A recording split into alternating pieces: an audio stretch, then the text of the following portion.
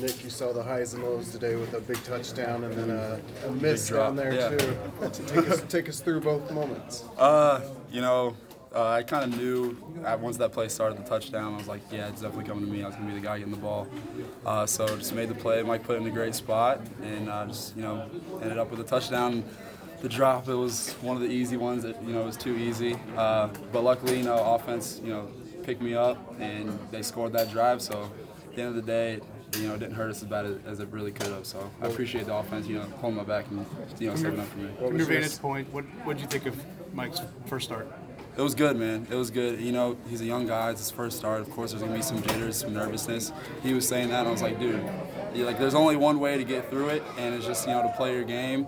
Some mistakes happen, just bounce back, and that's exactly what he did. And, he showed up when we really needed him. I asked Coach about Michael getting the job. One of the reasons was being able to go downfield. What is that telling the rest of the teams you guys have played this year when you guys were able to hit on that early? Yeah, it's huge. It's just one more, dynamic offense that, you have to worry about because, we can attack all areas of the field at all times. So it's just huge to have, a deep threat, to balance our run game. People talk about Mike's points. How was he in the huddle? What was he like? Oh, he was great, man. It was just like, any other game. It wasn't too big for him. He just treated it like any other game.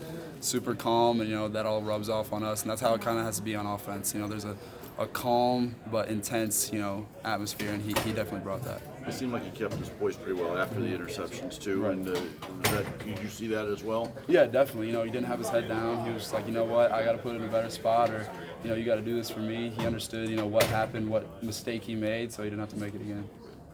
How much were you kicking yourself after that drop? It seemed like you were pumping. I was mad. Yeah. That's probably the only second time ever that I've had something happen to me like that. Last time was in high school, so it was a little weird for me, but just bounced back from it and still got the dub, so it's all good. Is part of it being too wide open? I think so. Yeah. It was just one of those where it was too good to be true.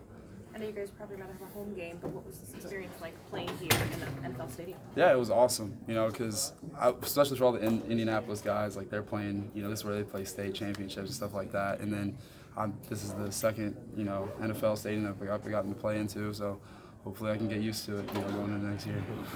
You said you saw that on that touchdown pass that it was coming to you. Did you see the safety bite, or what did you see? Yeah, it was the corner crash, corner blitz, and as soon as that happened, I knew it was me one-on-one with the safety, and he had bad leverage. So I just knew, and I knew Mike was ready to throw a bomb down the field because he's just been waiting. Fall camp's been a whole month long, and finally just waiting to have his first touchdown. So I knew it was coming to me. His ability to run a little bit too. I mean, they had some. What kind of element does that add to the offense when he does make those design runs? It's huge. It's just another thing that the defense has to worry about. He's not just a pocket passer; he's a pocket passer that can run. That was a great soundbite I heard from him the other day, and he really lives up to it. Nick, how's it feel to start 1-0? It's great. 1-0 is the offensive mindset. It's the first thing that we always preach, and we went 1-0 throughout the game. There was good times, there was bad times. Just kept going 1-0, and then ended up 1-0 with a W in our column for this first week. What do you think of his throw on that touchdown? It looked like he hit you in perfect stride. Yeah, it was perfect. Couldn't ask for a better ball on that one. You guys did have a couple drops in addition to the one you had. What do you have to do to clean that up? It's just focusing, and I think a lot of it was just first game. Everything's coming a little bit faster, and we just kind of needed to slow down as a receiver group. Just offense is total. So just gonna get through it, get on the jugs machine. I like to say, I read something in the book. It's like 5 good things make up for one bad thing. So for all the drops, we'll just get 5 catches in the jugs in a row, make up for it.